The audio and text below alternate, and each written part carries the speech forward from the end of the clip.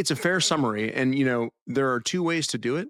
One is to get as much money as humanly possible and then burn out, Yep. right?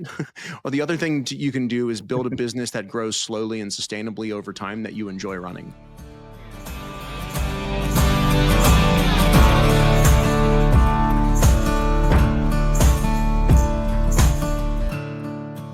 You're listening to the 7-Figure Leap podcast. We're here to leverage rich relationships and smart strategies to take your business to the next level. Here's your host, Dustin Rieckman. What does it really take to build a 7-figure solopreneur business? I am very honored today. I have probably the world's leading expert on this topic, and it's a topic that we talk about in different ways on this show with different people in different stages of this journey. But Justin Welsh is probably a familiar name to anyone listening to this because we have a lot of people on the same path of solopreneurship, the dream of having a 7-figure lifestyle business. So Justin, thanks so much for being here, for taking the time. I think we're going to shed some reality for the listeners about what it really takes, what it's really like, and doing this the right way based on all of your experience. So thanks for being here, man. It's great to be here, Dustin, and thank you for the very kind introduction. I appreciate it. It's great to be talking with you again. Awesome. Well, a theme that we talk a lot about over in our community is this idea of simplicity scales. I think there's a lot of that on the internet, this sort of idealistic version of building a scalable business that doesn't overrun your life. And I think we tend to fall into tactics when we talk about simplicity, right? And we'll definitely talk about business models and your funnel and things like that. But I think at the core, one of the reasons I resonate so much with your work is this idea that it's really about lifestyle first. So I'd love to just wrap on that a little bit with you here. Maybe you can give some context to the listeners who maybe aren't as familiar with your story about why that's so important to you and how you view it when you're working on your own business or working with other people who are aspiring to build a 7-figure solo business. I think, first of all, the idea that simple scales and complexity often fails goes back to my kind of prior life. Before being an online solopreneur, I was, a VP of sales, eventually a chief revenue officer. I helped grow a couple of really big healthcare companies, one in New York, one in LA. And what I saw internally in both of those companies was that the more complex things got, the worse things got. And that was especially true in my second job of those two. I was VP of sales, chief revenue officer at a company called Patient Pop in LA. And since it was really my first executive go around, I worked under the assumption that I needed more tools, that we needed more funnels, that things needed to be more complex. And what we found over time was the old 80-20 rule, right? It's 20% of whatever we did really well impacted 80% of our results. And so we recognized that was understanding our customers very deeply, asking great discovery questions, mapping our solution to their pain points, so on and so forth. So that really started there. And when I came to build my own business as a solopreneur, you would have thought that I would have taken that lesson and brought it over. And unfortunately, I didn't. I overcomplicated everything from the beginning, right? Because I make mistakes more than once generally. And I had webinars and I had complex funnels. And what I realized over time was that in a creative entrepreneurship business online, content matters. Yes. And if you spend all of your time creating the best possible content, you can build a 7-figure business without complex funnels, without complex workflows, without a team. And to me, that is where my business is now, is most of my time is spent creating the best content that I think that I can create. Absolutely. And again, for somehow people don't know your story, your current version, nearly 800,000 followers on LinkedIn, my favorite newsletter, the Saturday Solopreneur. Thanks, man. We got a series of different products that we'll kind of get into and compare and contrast. So now, knowing what you know, if you were talking to, Justin 5-10 years ago, through this theme of lifestyle first, how would you advise yourself to structure the business model in a way that honors what you actually want? Because I think a lot of times we start to follow someone else's example and we get trapped in complexity because that's what we observe other people doing. And we don't stop. And I've been victim of this myself, to really ask, well, what do I want? What is this business for ultimately as it pertains to my life? So I'd love to hear your perspective on that with the benefit of the hindsight that you have. Yeah, I think the benefit of the hindsight is that I believed that driving revenue growth month over month, quarter over quarter, year over year would be the most important thing for my business, because that's an attitude that you learn in startups, in startup land, right? It turns out that's not that important. Like you don't want to fail. You don't want your business to go from $1 million down to zero, right? But the idea is you need to make enough money to pay your bills, save, and invest. And if you're building an effective lifestyle business, the harder that you try to grow your revenue, the more difficult it becomes to maintain it as a lifestyle business. I'll give you some examples. So, if you're going to create more content than, like, I just do written content. If I wanted to go into video, I'd probably need to hire an editor, a script writer, someone who understands YouTube. Everyone thinks that the answer to their problems is to hire or outsource. Man, I've had teams of 150 people in my startup days, and management and employees come with a lot of headaches. That Yes. starts to make it less than an ideal lifestyle business. If you want to extend your revenue, oftentimes you might add additional business models. So in the past, I've done things like consulting, advising, coaching. I enjoy those things to an extent, but what happens after time is you're trading your time for money. And so there become less and less hours in the day to invest in business models that are more lifestyle first, digital products, subscriptions, things like that. So there's always a trade off. And so what I would do in hindsight is say, it's not about rapid growth quarter over quarter, year over year. It's about building a sustainable business that you enjoy, that allows you to afford the lifestyle that you want to live while still saving and investing for your future. That to me is the most appropriate definition for me of a lifestyle business. I love that. So the idea there is start with the target, meaning the core lifestyle, maybe the ideal lifestyle, the ability to save, invest, do whatever you want to do for your family, but get to a number that is enough in whatever that means for you as at whatever stage of life you are in, and design a business that can succeed towards that goal. Is that a fair summary of it? It's a fair summary. And, there are two ways to do it. One is to get as much money as humanly possible and then burn out, Yep. right? Or the other thing you can do is build a business that grows slowly and sustainably over time that you enjoy running. And what I often see these quote unquote sort of lifestyle business folks go after is the former. Yep. And nothing is worse than thinking that you're almost to whatever number that is, but dying to get there. And when you get there, you recognize it's not enough, right? The best thing that you can do is say, I could do this for the next 10 years. And if you can do that effectively, if that's the attitude you have going into your business, you're going to build a much healthier, much more fulfilling lifestyle business. I love that. Yeah, that's beautiful. So just give us a summary of, I like to speak in terms of flywheels. You and I are both Nathan Barry friends and fans. If you had to encapsulate your current business model and how it is sustainable and how it is something you actually enjoy doing and how you've 80/20 things into your zone of genius, like just give us an overview, a snapshot of your current model and kind of how that flywheel works. And then we'll get more into your offers and talk a little more about some of the strategic decisions you've made. Totally. From a high level, I have digital products and I have a paid community and I have a newsletter with sponsors. That's from a high level, most where 90% of my revenue comes from. My flywheels, right, for lack of a better description, are really simple. Like, so simple, I wouldn't even call them flywheels. My whole thought is content is the name of the game. Yep. And a good content system begins with one good idea. So I'll give you an example. If I have a good idea, I generally, or I think I hypothesize that it's a good idea. The fastest way to get feedback from me is Twitter or X, right? Yep. And so I can just post, right? It's very simple. Like, you can post on Twitter all day. It's different than other platforms. You get really fast feedback. But once you understand that something's a good idea, like turning that into a LinkedIn post, an Instagram story, an Instagram post, a thread, like all the becomes really easy, right? And then once you've done that, validating that that idea works across multiple platforms is often a good indicator that it would be a great newsletter. So all of my content comes from a few ideas. And the goal of that content is really to create discovery top of funnel, right? So I'm being discovered by thousands of new people or tens of thousands of new people every month, right? I want them to see my short form content as a means to discovery. I want them to go from my short form content to my long form content, which is why I send people to my newsletter, issues, articles, playbooks, all those different things. And I want to do two things there. I want to show off my expertise and establish authority. And by doing that, I position myself as someone who can solve their problems, whether that's building an audience on LinkedIn or learning how to build their first online business.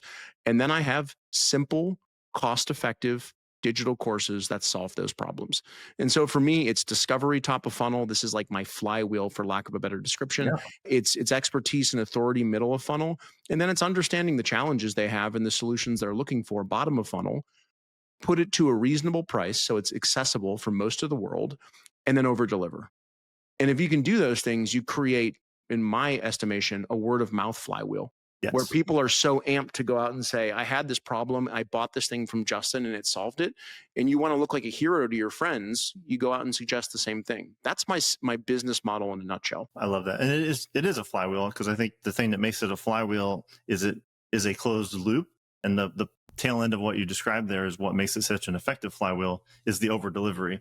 Because as someone consumes one of your products, they're likely to consume more, and they're very likely to refer other people to you, share your content on these social media channels that you dominate.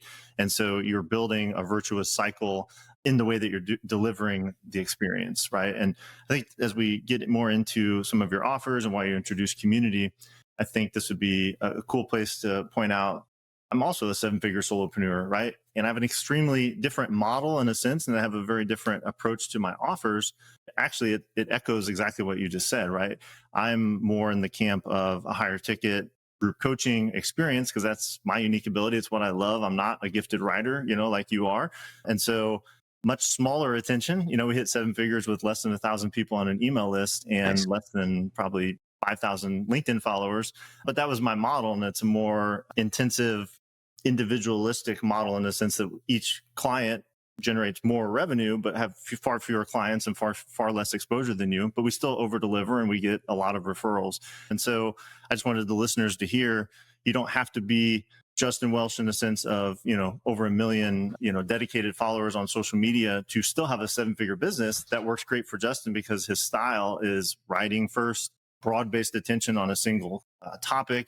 And then, your preferred delivery model is courses and now community. So any reflection on that based on all the different models you've seen out there to hit 7 figures as a solopreneur? Yeah, I love to talk about the fact that the way that I built something is one of 1,000 different ways you can get there, right? And I would hate for someone to copy my journey only to find out that my luck or timing is not on their side, right? What I think about when it comes to business is less about what's the step-by-step or the blueprint or whatever you want to call it, right? And more, how do you think about getting better over time? So for example, the way that I ran healthcare companies from a sales and marketing perspective is I always considered myself a hypothesis-based sales leader. So I formed hypotheses, and my goal was to either prove or disprove those as quickly as possible. And once I proved something, the goal was to make it better over time. To me, that is how I think about online business. There's a lot of forming of hypotheses. There's a lot of listening to signal and to your customer. And I think most people that aren't having as much success as they want to have believe that they can just do what I did or what you do or what someone else does without recognizing that most of the success that we have comes from understanding our target market, listening to the signals, listening to our customers, forming hypotheses, trying things, and then proving or disproving them as fast as possible. If you can do that effectively, you can build a community, a cohort-based coaching program, digital products, a SaaS tool, an AI tool. You can do it as many things as you want, as long as you figure out what people want and how to get it to them. I love that. It's a beautiful summary. And the only little nugget I would add to that is it goes back to the core question of what do you want? All of us have unique abilities, right? And so I love facilitating. I love group coaching as a model. That might be torture for someone else. And I have no interest in running a SaaS company, right? But that's because that's my thing. Your thing is writing, and you're really good at that craft and that art and the science, obviously, and based in the way that you described it. And so that's my encouragement for someone listening is you can lean into whatever your unique ability, your interests are. And I really love what you shared earlier. What would you love to do for 10 years? Like what sounds exciting to do for 10 years? Because a lifestyle business shouldn't be drudgery, right? And copying someone else's model a lot of times sets you up for drudgery because you're not actually doing the thing that fulfills you and, your unique God-given skills and abilities. That's right. And you said something there that just reminded me of something that I like to tell folks that I think is important, which is I like to write. Yes. And I didn't always like to write, but the better I became at it, the more I liked it. Right. That goes with any skill generally. Like, playing sports is hard, but the better you get, the more enjoyment you often have. So when I talk to people, they say, well, what should I do? Should I do video or writing? Like, is a common question I get. And the answer is do whichever one you can see yourself doing for a long time because you truly enjoy it. And then once you've chosen that, become really epic at your medium of choice, right? Yeah. So if you're going to write, study great writers, read books on writing, write all day long, all the time, publish all of the time, look at what works and what doesn't, study your own writing. Like if you're going to do video, go study the best video creators, take a class, take a course. Like marketing is so important, especially with AI right now, right? Like marketing becomes so critical because you can build so many things. It's your ability to distribute and market them. So like spend an absurd amount of time trying to get good at your medium of choice. Yes, I love that. That's awesome. A quick sidebar, not to come out of left field, but as someone who's so gifted and prolific at writing and it's something you love, is there a reason there's not a book, or is there a book coming? Because that would seem to be the natural culmination of those skill sets. It's been something that I've been in talks for over 2 years. Okay. And if I had made the decision 100% to write a book, well, we could do a contract, right? But pretty quickly. My question is, would I enjoy the structure of writing a book for a premium publishing house? There's no shade on a publishing house, and it's not meant to be negative. It's not criticism. It's simply, for the last 6 years, I have had no boss, no due dates, nothing that I have to get done. And I know a book is a painstaking, stressful, anxiety-inducing experience. And I think that is something that I need to grapple with. And then I think there's probably some self-confidence challenges because I've written short form content for 6 years, but I don't think of myself as a book writer. Yeah. And so I think getting over that hurdle is maybe one of the last remaining hurdles to get over. I love it. Well, thank you for the transparency there and the mindfulness about, I hadn't even thought about that like could committing to that and sort of having in effect a boss kind of take the joy out of the writing that you love so much. And now you have the ability to write when you want, about what you want and where you want. And you obviously give up some of the autonomy in the process of a book in the style that you'd want to do, which is hopefully, a very popular best-selling book under a publishing house. So that makes a ton of sense. Super, super insightful.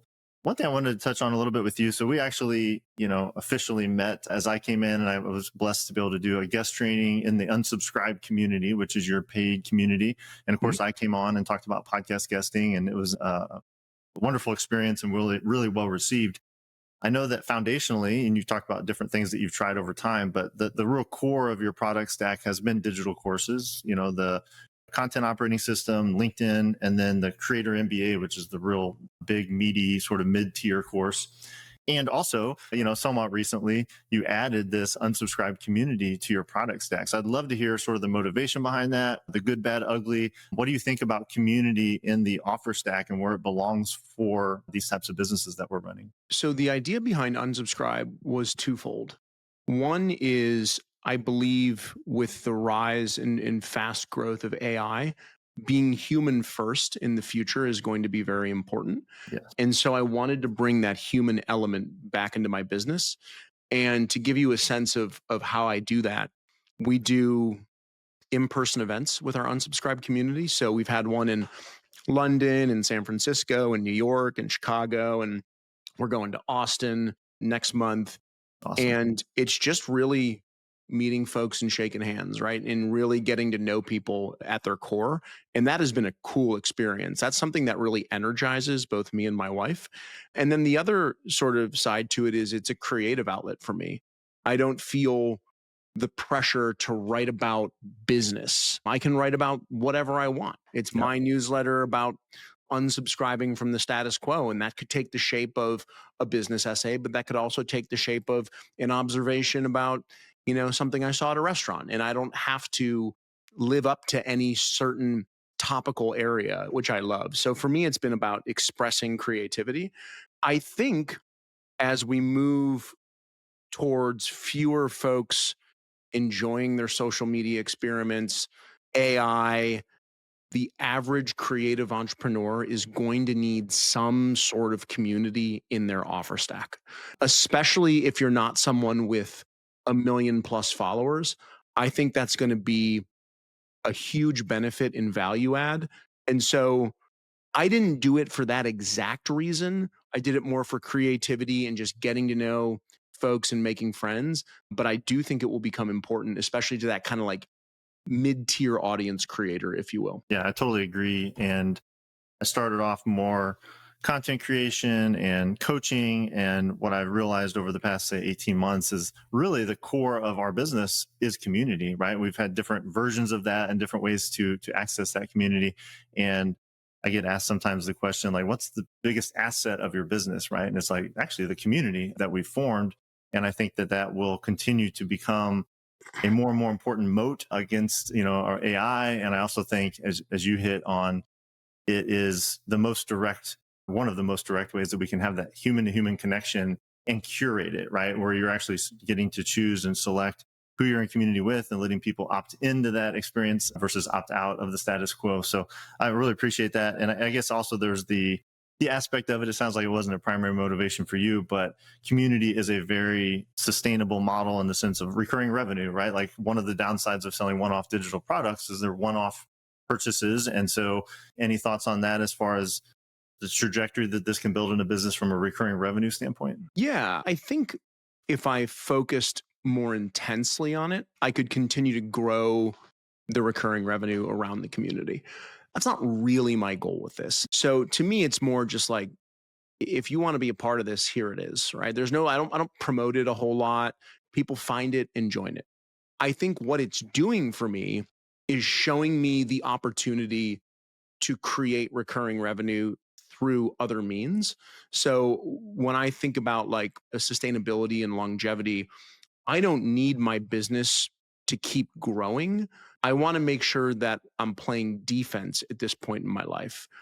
Courses at some point will become commoditized by AI, not because I think AI does a good job of teaching people the stuff they need to learn, but because they feel like they're being taught the stuff they need to learn. And Yes. that in and of itself is basically the same thing. So what my community, especially on Substack, has done is shown me that people will pay to have access of some sort.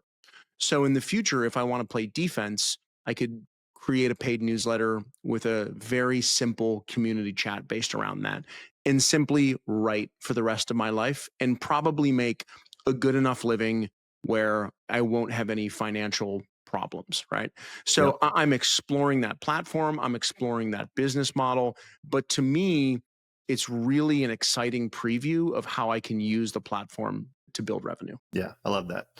Awesome. Well, any interview with a top creator would be remiss if I didn't at least talk a little bit about podcast guesting. As I mentioned, that's my area of expertise. It's the thing I often get invited into other amazing communities to shed some light on and talk about.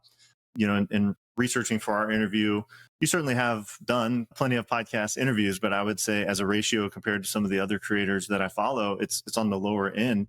And thank you for being here and doing it today, Sure. of course. But yeah, what are your thoughts on that? You obviously heard my workshop. You run the unsubscribed community. You have access to a lot of amazing top creators who, many of which host podcasts. A lot of them do the guesting thing.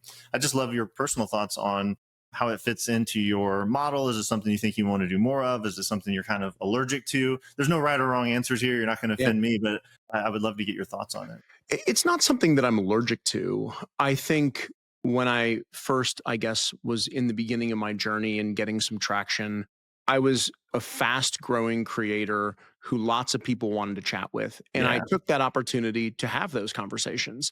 As I enter my 6th or 7th year of doing this, I feel like more of like a veteran athlete, right? Yeah. Where like you maybe want to talk to the press a little less, and not because you don't like it. It's just more so I only have a certain amount of hours in the day to do my creative work. I don't want to spend as much time doing work as I did when this journey was getting started. I want to spend more time with my wife and our dogs. I want to spend more time traveling. And frankly, like with an audience of almost 1.5 million folks, I can write something in 5 minutes that'll be seen by 230,000 people on an impression basis. Or I can spend an hour on a podcast that might be listened to by 200 people. Yep. Now, that's not to say that those aren't valuable listens. They absolutely are and play a different purpose than my written content. But as I alluded to earlier, I'm not trying to grow my business. I'm great where it's at. And even if it decreases a little bit, like I'm totally okay with that. I'm in sort of the less relevant stage of sort of the creator journey, and I'm okay with that. I'm curious when you say that, because I know your background. We have some similar chapters of burnout and growth at all cost at times. I feel like I've settled down from that a lot myself. But does it feel weird, or do you think it would have felt weird 5 years ago to say, I'm not really looking to grow my business? That strikes me as something that most people wouldn't say, and I really admire the fact that you said it. But how have you internalized that to be able to say that with a straight face, I guess? Listen, I have just as many worries as the average person, if not more. I inherited a financial mindset from my dad where like, I worry about that kind of stuff. Like I think talking with friends of mine, talking with advisors, talking with mentors, messing around with AI has me feeling very confident about my lot in life and very fortunate. And I can do one of two things. I'm sure there is a third option, but let's just boil it down to two. I can go really hard. There's three things. I can go really hard and try and get that enough number, which I already said is not a good idea. Yes. I can build a really sustainable business over the next 10 years, right? Or I could quit. I like that. I like that Those are basically the three options, right? the third option is an important one I that people should realize is always an option. yeah, I don't want to quit.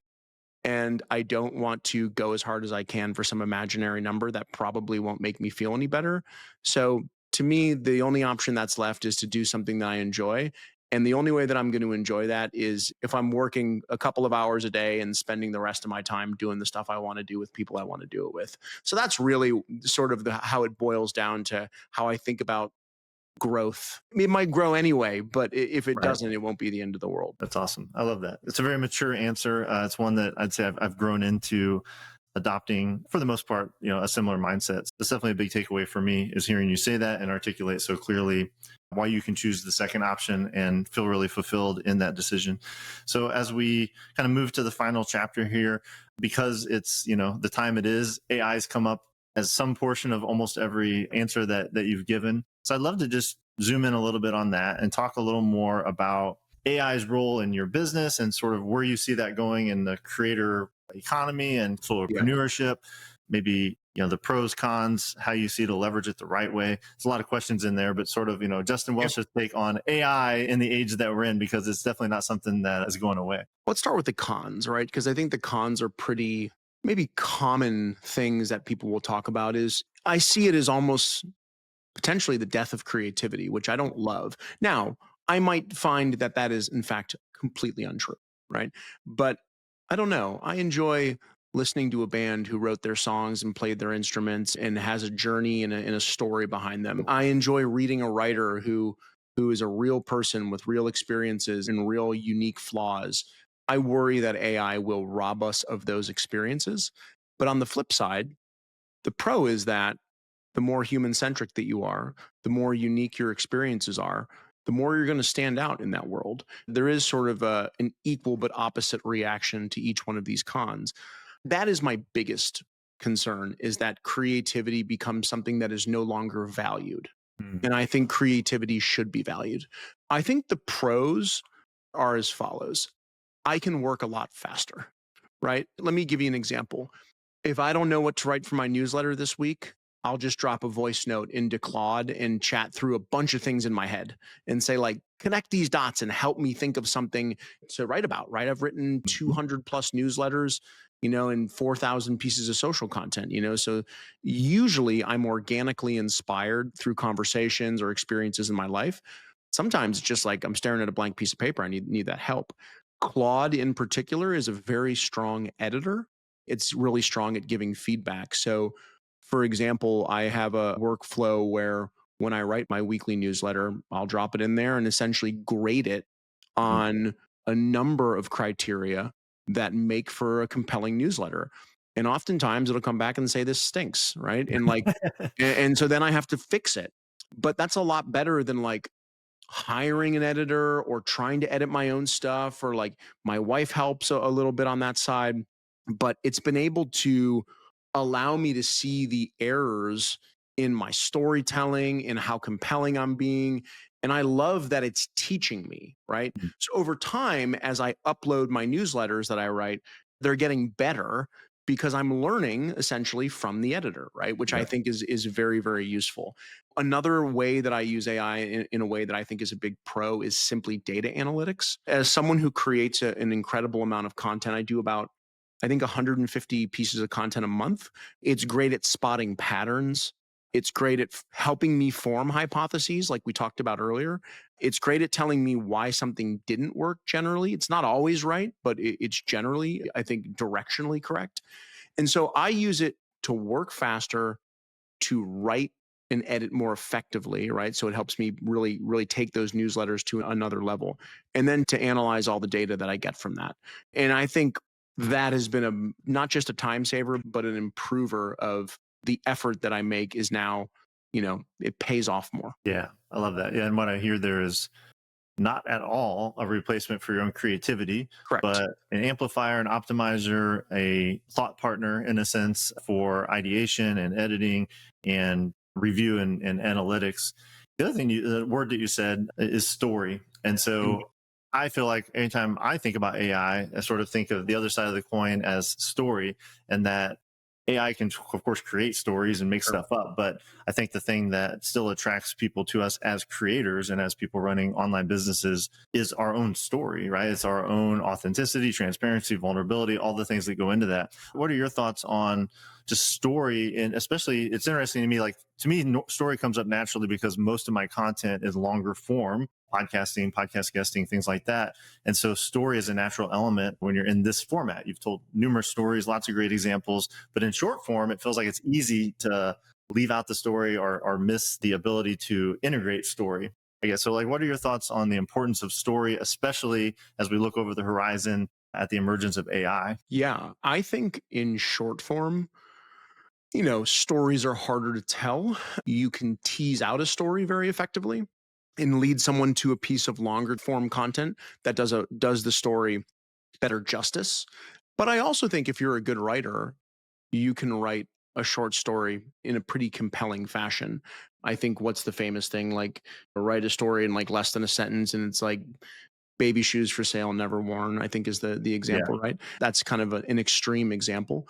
But telling your personal stories is what separates you in an age of AI. And I'll give you an example. So my wife and I were in New York, and I don't know when this podcast will be published, but my wife and I were in New York early October, and she left her wallet in the back of a cab.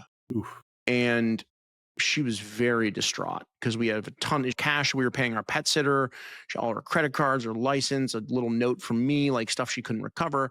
And like, she was pretty sure it was gone. It was in New York City, right? Yeah. And I had like this really interesting thought that it would get returned. From a karmic perspective, I've actually returned 2 wallets in the last 10 years. And I'm like, I'm going to get this wallet back. I speak karma. And like, it happened. A young guy found it, reached out to us on Facebook, helped get the wallet back. And I was like, that's a really cool story. And here's where AI in real life in storytelling kind of bifurcate, right? So like, I was like, that's a compelling story. And there's something in that story as it relates to entrepreneurship. I really struggled to figure out. Now I'm reverse engineering, right? I'm starting with a story and trying to make it about entrepreneurship instead of being like, this is something that happened. But I thought there was a good idea there. So the story was real. And then I started playing around with AI, thinking, here's how I think about it a little bit as it relates to entrepreneurship. Can you help me flesh this idea out a little bit more? Yep. And AI was able to do that really effectively until I had a story that was, number one, true, and number two, really relevant to entrepreneurship. And they asked me good questions and I filled in the blanks and I got the infrastructure of the story, and then I was able to write it. And so that's a really good example of like how your personal experience You can't forget that, but you can use AI to help you become better at pulling that beautiful story out.